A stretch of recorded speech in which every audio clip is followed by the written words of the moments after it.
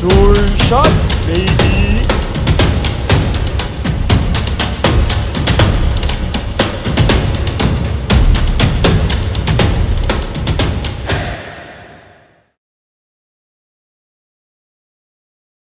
So, good day, everyone. We're here for another episode of the DVD show.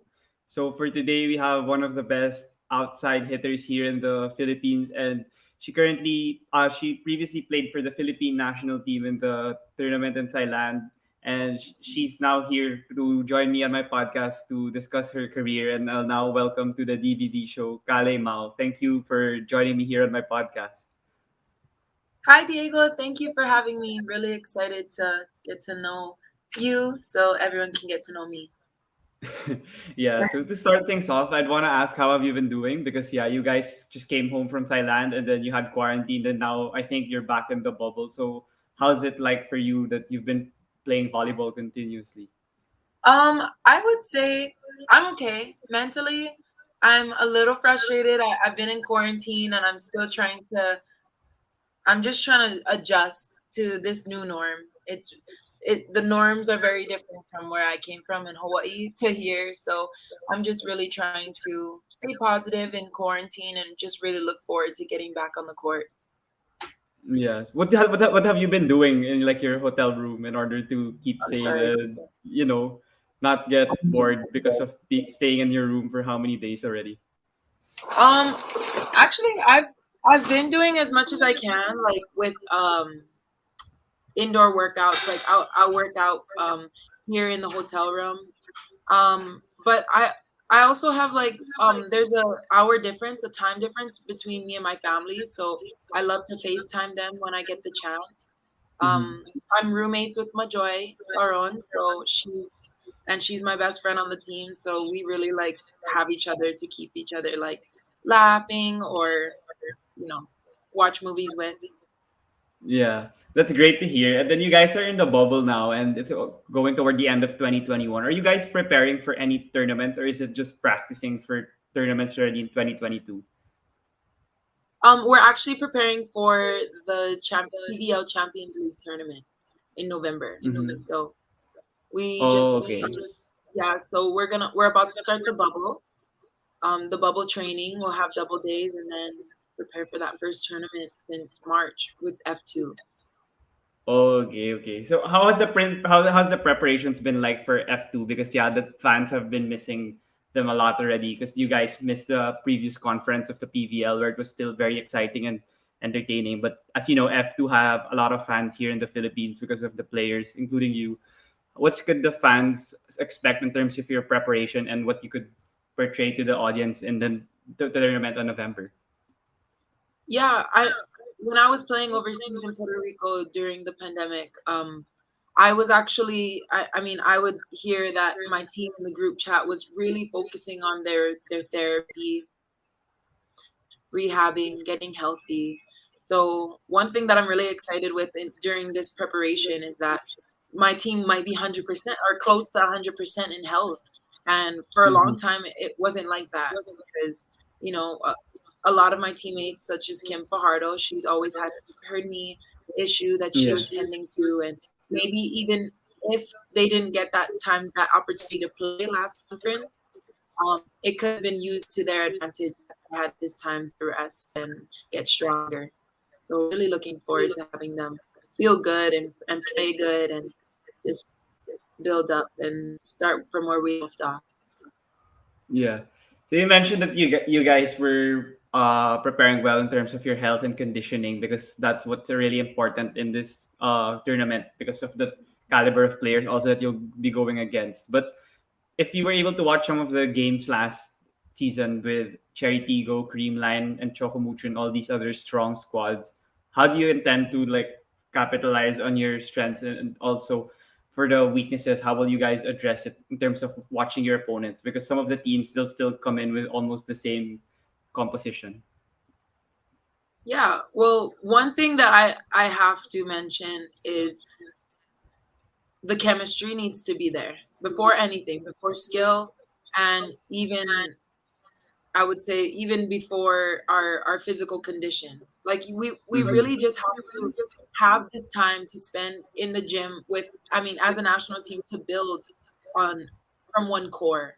And so I Mhm. think no matter who it is on the other side of the court, if we connect as a team and as teammates on the same side of the court, then it's really not, it's, the game has already been chosen. The winner has already been determined, because you Mhm. can't put a bunch of great athletes on one side of the court and expect them to win.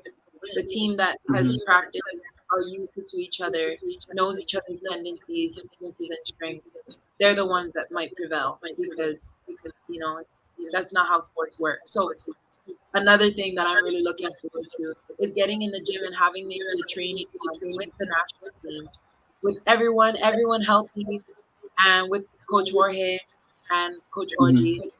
It'll be great. Mhm.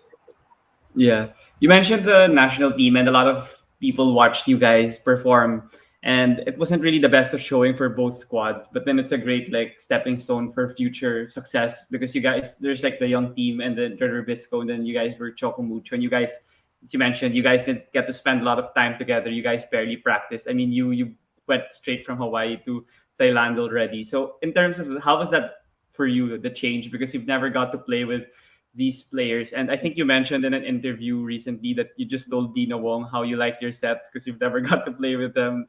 And it's Yeah. hard to develop chemistry on the fly. So how did you do that?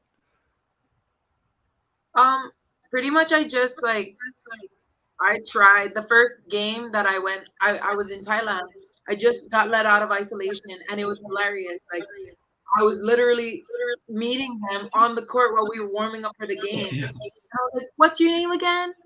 And Yeah. so it was funny, and I was just like, "Hey, look, I'm gonna do my best to adjust to your sets. Just make sure that you make me reach, because I can get over blocks, or I can hit through seams if you just put me closer to the net and a little higher than what you would set for 10, Yeah. or someone like that's smaller than me. It's just Yeah. we have different styles, and so one thing with Dina, and I liked the way Dina was responding to me, is she was like, after every set, she would say, "How was that?" Even if I scored, Mm-hmm. she wanted that feedback, and I love that in a setter.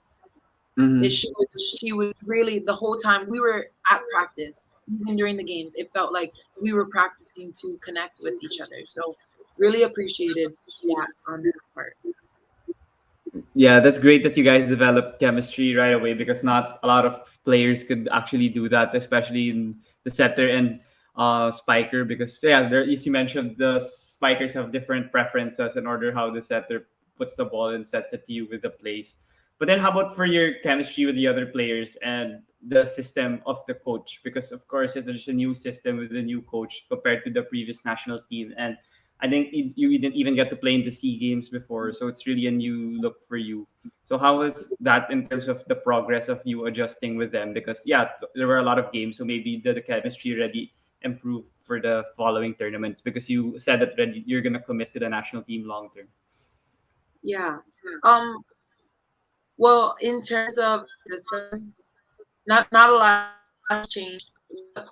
What Coach G really wanted to focus on was that we play our game and communicate on the court, because really there was nothing you can talk about. Like, there's no runs that Mm-hmm. were going to be played run, or blocking schemes, because we had never played these teams nor scouted them.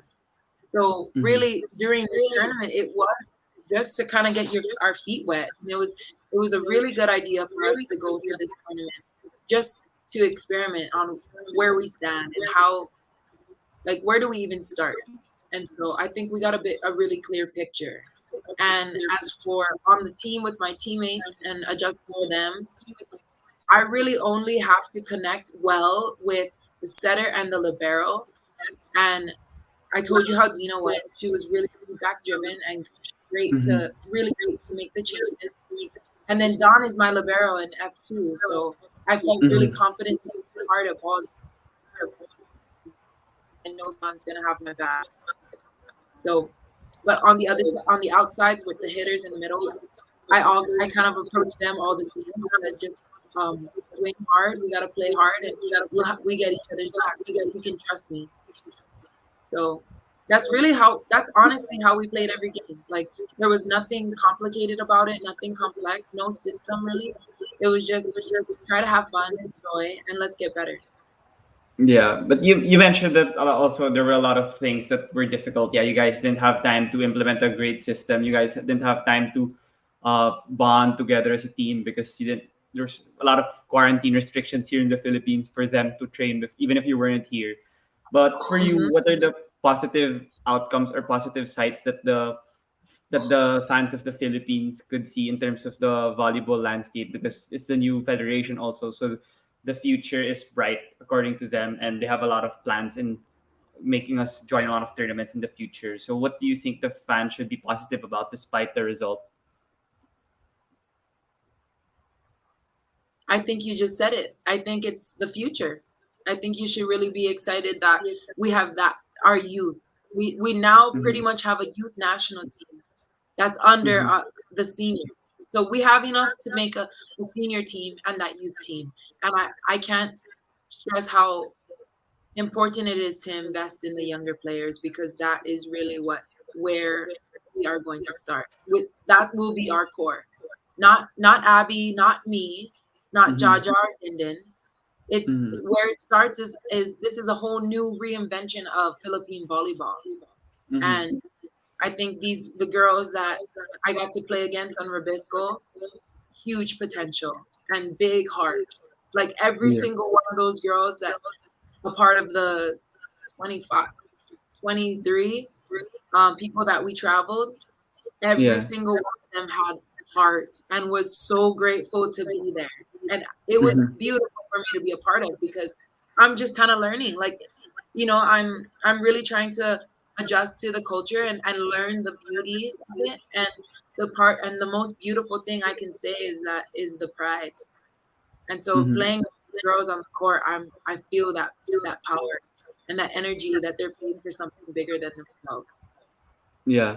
So from among those players, there were a lot of players there, and they were all pretty good. I mean, I didn't get to watch like the whole game of every game, but I saw like pieces of some games, and there were a lot of great ones like Faith Nisperos and Micaela Belen and Ivy Laxina and all these players. But then, for you, who are some of the notable players that fans should look forward to, and why do you think that these players have immense potential despite their age and despite their inexperience? Um, I would say, well, one thing that I told all of them when I got to introduce myself was for them to keep working hard because where they are at now is very advanced. Like they Mm-hmm. got to just they were in Thailand playing against Yeah. national players from Thailand, a few Mhm. Olympians also. So Mhm.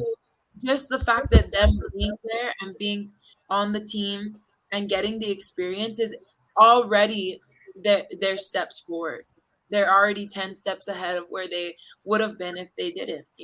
So Mhm. having them get this opportunity is only doing great things for Philippine volleyball in general.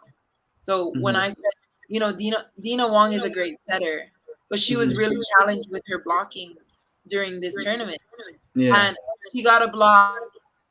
Oh, it meant so much more to her because of that level of play. And so Mhm. even when she got a positive touch on the block, we were so hyped for her because that's huge. Like we're playing against Yes. Kazakhstan. These girls even taller than me. Mhm. And I had my teammates touching balls and it was easy and it was really easy for us to play defense off of those positive touches. So just those Mhm. little and just being there is already just awesome for them. And I hope they can Yeah. keep that up. Yeah. How about with the repetitions and the number of games? Because I think President Tat Suzara said in an interview that he intends to make you guys play a lot of tournaments and join a lot of leagues in 2022 because he feels that's like the major aspect on how national teams continue to grow and evolve in terms of their other countries that he was looking at, I think. And I think for volleyball, that's what they were lacking with the previous iterations of the team because we've only played like sea games and a few other tournaments, but then we don't get the exposure and the experience. But then now you said they're young and they can get the experience with the number of games they can play, international games. So what's your thoughts on that? And how would you value the importance of having those international games, even if they're just tournaments that are not really known, but then they're against top caliber competition? I think as much as we can, we just need to play. The only way to get better is to keep on playing games. You can practice forever, but if you don't put your what you've been practicing and all that hard work finally up to bat, like you really Mm-hmm. won't know your level. You don't know what you are capable of. So I think it's a great opportunity that Surtax is having us play and play and play. It's repetitions. It's real life game situation reps that we obviously haven't had as teams because we're a whole brand new team. So Mm-hmm. good on it. That was a good idea. Yeah. And then in mentioning repetitions and like the ability to play a lot, and this pandemic, you played with a club in Puerto Rico despite the unavailability here of the Superliga and the Philippine Volleyball League now with F2 because they didn't get to play and there were a lot of trouble with even training. But then you were able to keep yourself in shape and play with another club in Puerto Rico. So how do you keep yourself ready in the pandemic, and when the opportunity was there, you took advantage of it and still performed at a high level in another country? For me, it was really my mindset. I never allowed myself to believe that it was going to be over. So I kept on waking up. I held on to a routine, and every morning I woke up, I had intent to work hard, a purpose for doing things. Um, Mm-hmm. but I never myself like, oh, it's never gonna go back. Like I knew it would. So when the day did, I'm so glad. I really thanked my past self that I stayed prepared because when I had the chance, I was so excited, and I'm glad I went to play there. Yeah, and then this whole pandemic, it's been tough to train and yeah, get the opportunity to play. But about yourself, maybe in volleyball or outside the court, what's one thing or a few things that you learned that you really maybe valued things more now in this pandemic? What are the numerous aspects that you could share in terms of your learning as an individual? Definitely, I'm paying a lot more attention to my body, and Mm-hmm. that's one of the most important things because I can't play the sport without it. Mm-hmm. And probably the rest and recovery and the maintenance is the most important aspect that I've picked up from the pandemic is that I have the heart. I know the skill, I have the knowledge of this sport, but what I have to do is be very mindful and take care of myself so that I Mm-hmm. can do this as long as I can.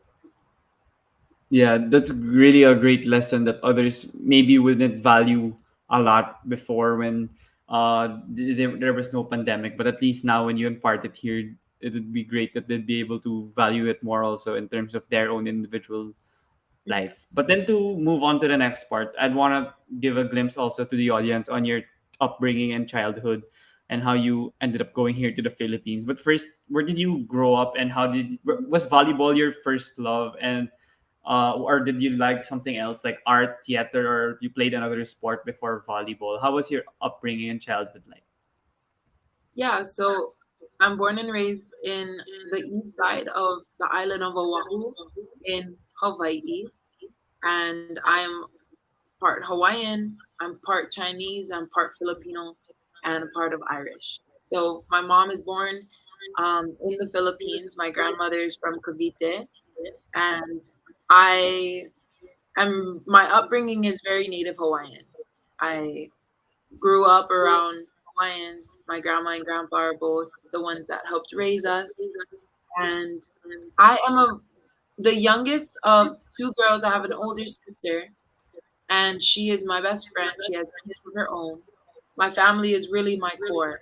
They're the reason Mm-hmm. of my life and why I work so hard. Um, I fell in love with soccer when I was 3 years old. My dad was my coach throughout my whole childhood.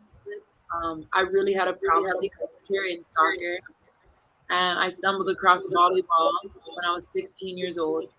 And when I played my first volleyball game, I was told by many people that I had potential to be great at the sport.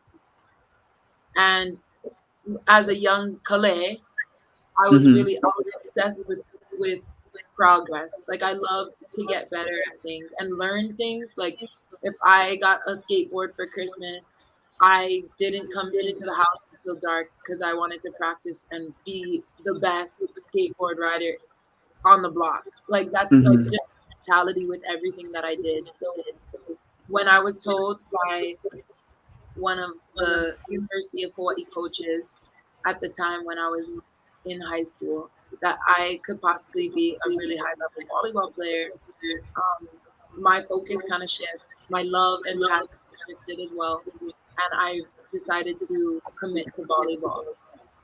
Worked really hard in that sport for 2 years, and I ended up getting a full ride scholarship to a university in the States. And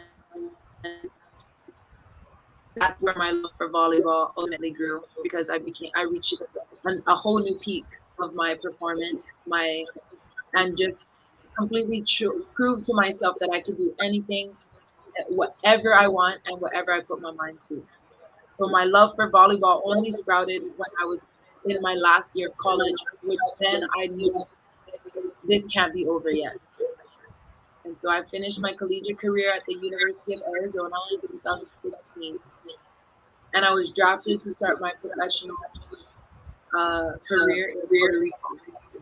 There, I played for a team called Maya West, and we had an incredible season in 2017. Really great regular season, but we lost in the semis.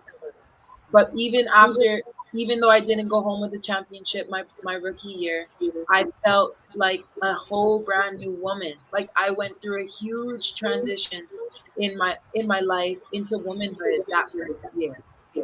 And so I found myself and I left there feeling like I won.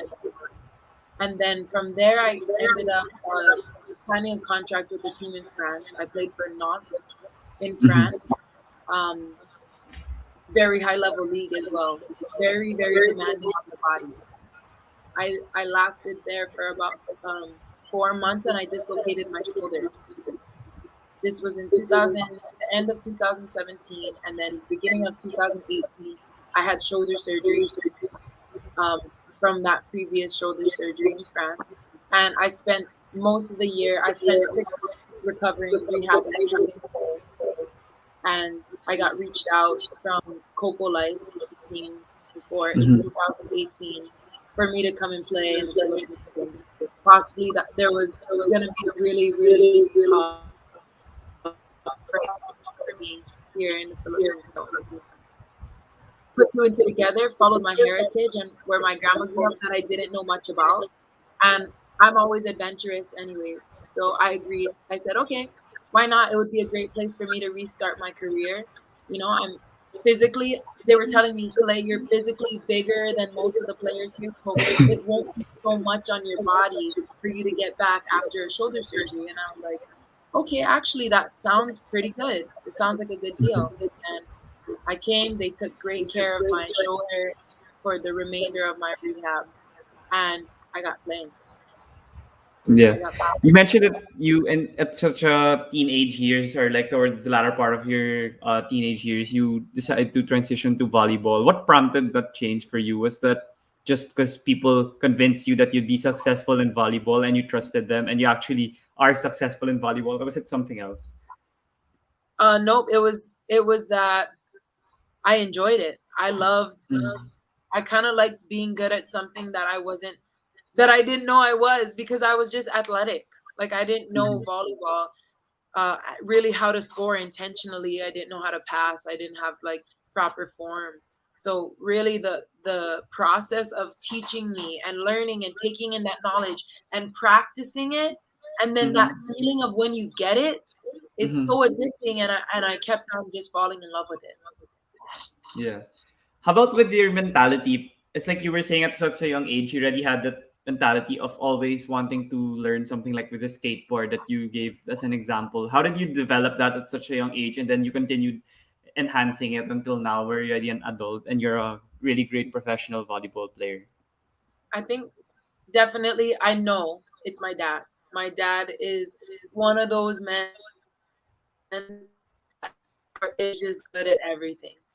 And so I've spent my whole life looking up to my dad. And when he does something, like he is the best at it.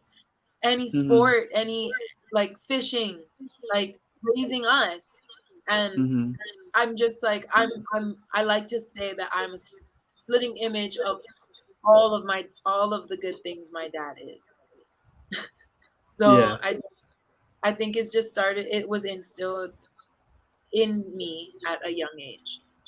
Yeah, you talk a lot about your family, and of course, with Hawaii and the Philippines, that's really a great trait that both of us have. And how would you say it's very? How would you say that the importance of family and having a terrific support system is very important in an athlete's journey because there are a lot of ups and downs. So how would you say it's really because some of the athletes when they're really on top, but then since if they experience something like a downfall, it's hard for them to go get back up. But then for you, since you have a strong support system, remain firm and still committed to your goals. So how do you value it, and how would you say that people should learn from it from your experience? Personally, I think anything is easier when you have a purpose and when you're passionate about something that you're doing. And like I said, my big reason is my family. I love to make them proud, and now that my sister has kids that look up to me, I love to make them proud as well. And it's just it's very encouraging, and it's just easy to get up every day out of bed and want to be great when you have stuff you're doing it for and people you're Mm-hmm. doing it for. So I'd have to say that it's just I have a purpose and I know it, and Yeah. I'm very, very determined to do whatever it takes.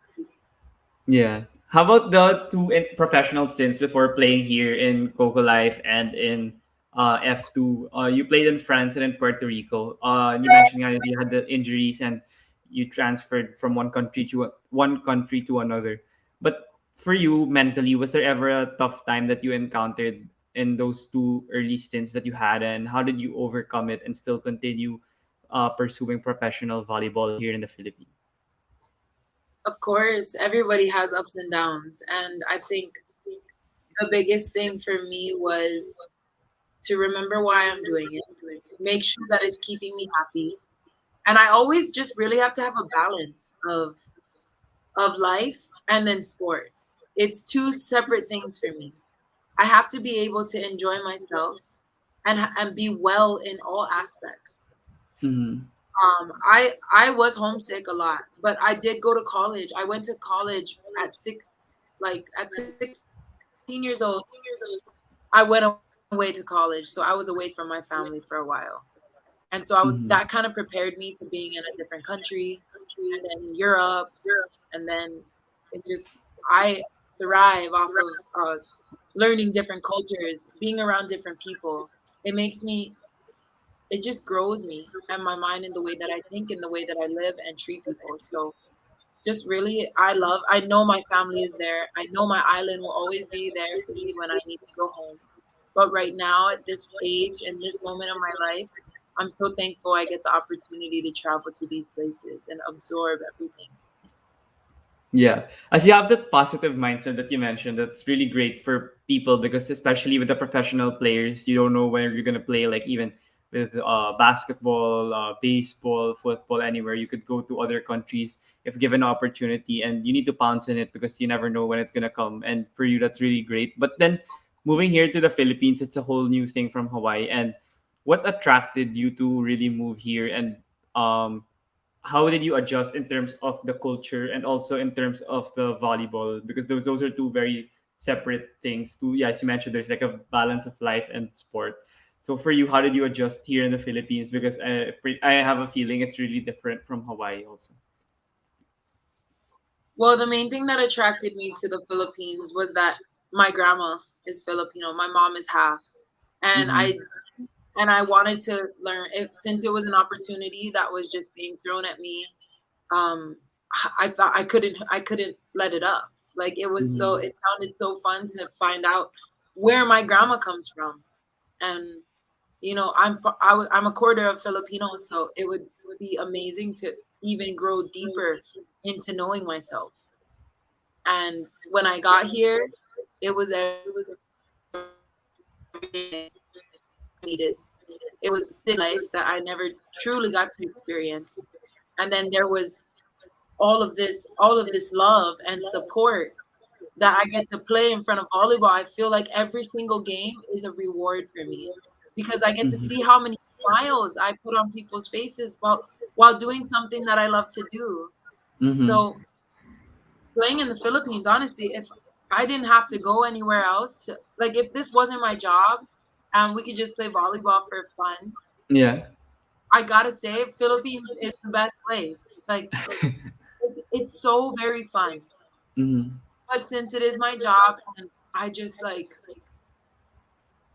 I can't live in this like time right now. This pandemic is driving me insane. I'm an outside person. Mm-hmm. It just breaks my heart that we can't go back to how it used to be. Yeah. One of But the like I love ga- having fan stands. Like, yeah, go ahead, sorry. It hmm? lagged. Go ahead, sorry. Oh no, nothing. Go you go. Oh, okay. I was just gonna say that when I watched one of the games of F2, I think it was the finals against Signal in Moa Arena, you were very appreciative of the fans because you won an MVP and then you guys won the championship on that day. So how would you say is the difference in playing with fans like here in the Philippines? Because in other countries, I hear that even if you play basketball or other sports, that the fan base here is different for these kinds of sports like basketball and volleyball. Yeah, the sports here are very energy driven.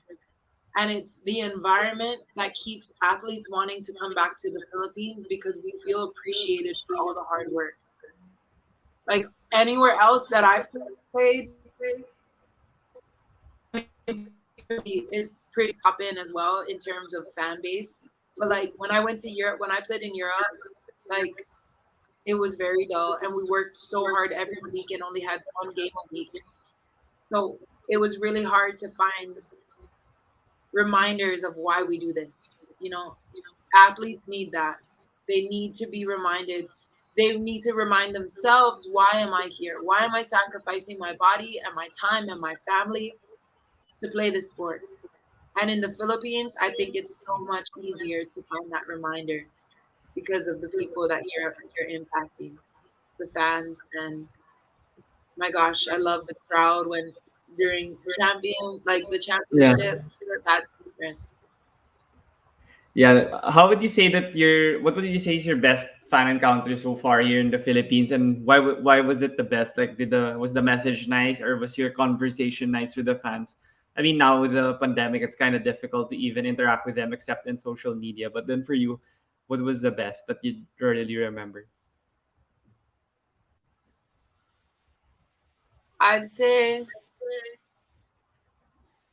on my birthday, they make Mm-hmm. you feel so very special. And growing up, like birthdays are very special in my family. And we made sure Mm-hmm. that we were celebrated, our lives were celebrated for um in the morning. It started in the morning when we woke up. Like it's the day that for us. So I've been away from my birthday a lot for a long time since I went for college. Like usually I'm in season during March. So Mm-hmm. I never really had to spend got to spend my birthday in a while at home with my family. And my it was my first birthday with F2 and like I had so many cakes and like flowers and balloons on my birthday because it was a game on my birthday, and I just felt like my heart was just so happy. It wasn't just one fan, that's why it was everyone, and it just Mm-hmm. made my heart like I called my mom and dad right away, and I was just like, "You guys, like I'm so loved here. I'm so Mm-hmm. appreciated, and it feels great. One of the best birthdays."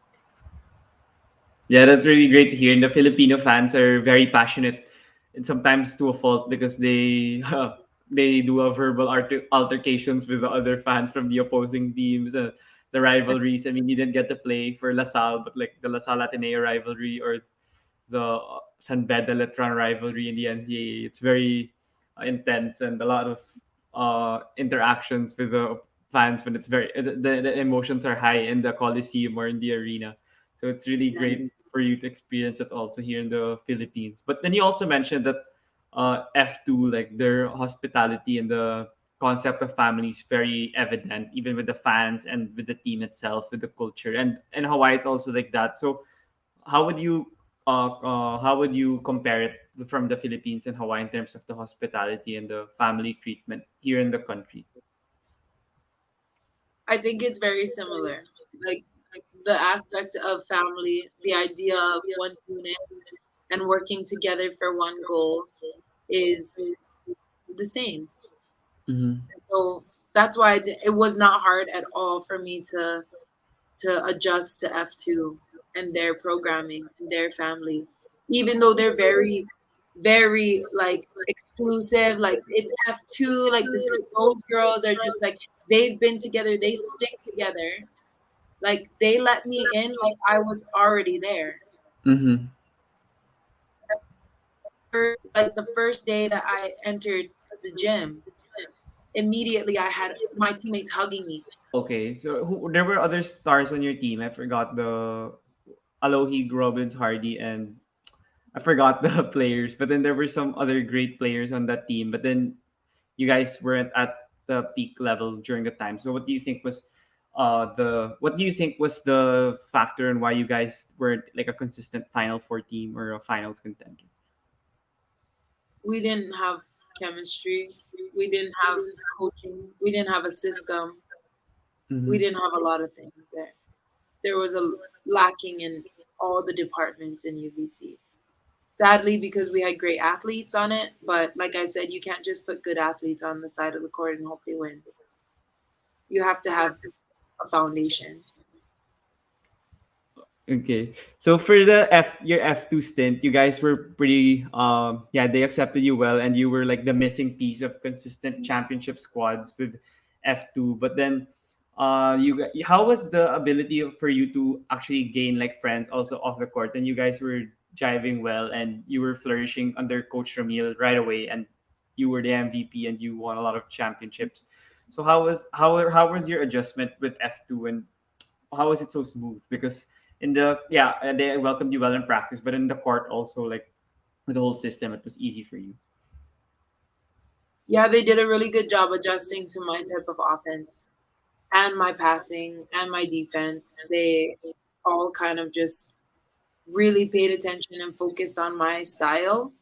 They all Mm-hmm. got better and they all expected a lot more from themselves individually in all of our positions, and they had trusted me. They said, "Okay, Kalei is like with Kalei, we won't fail because I was always there. Like I was always on their butt. Like, come on, let's go, let's get better." And even at practice, like I brought the energy, I brought the fire, and so I got to watch my teammates improve week by week.